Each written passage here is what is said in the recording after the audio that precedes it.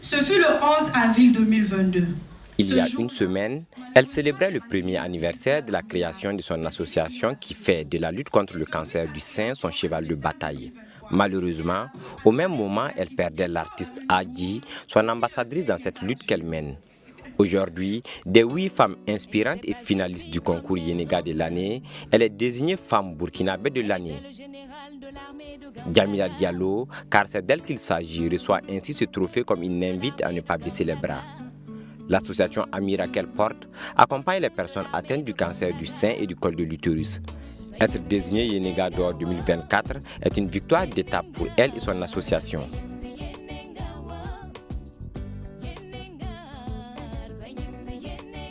J'aimerais juste dire, au départ, j'ai dit que ce trophée, c'est pour Amira, qui est à l'hommage de l'association, ma petite soeur que j'ai perdue suite au cancer du sein, et à toutes ces femmes décédées. Ce décès de Adji Sano, ambassadrice de l'association, m'a choquée, mais j'ai dit, je vais lutter pour elle, je vais lutter pour toutes les femmes comme elle, et Inch'Allah, on va tous y arriver. Ce trophée, je le dédie à toutes ces femmes qui sont tombées suite au cancer du sein.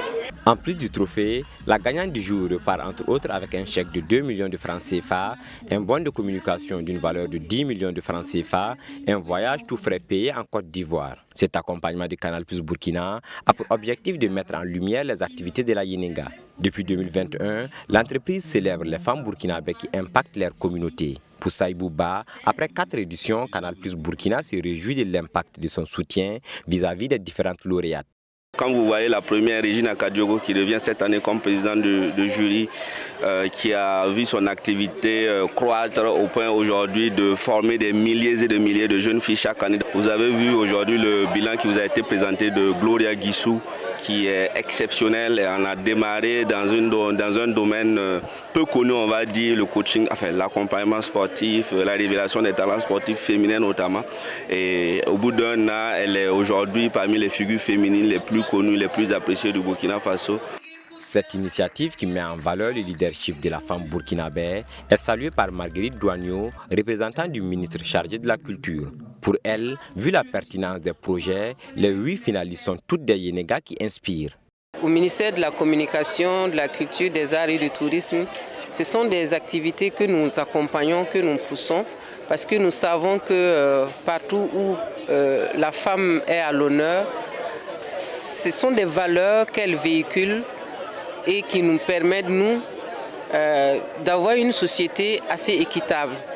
Ça fait pour nous, en tant que femmes d'abord et en tant que représentante du ministre de la Culture ici, c'est vraiment avec beaucoup de fierté que nous avons pu assister à cette soirée.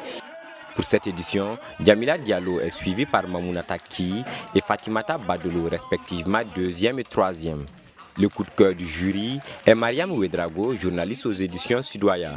Le concours a bien voulu reconnaître tous les efforts qu'elle déploie dans la collecte de l'information en cette période de crise.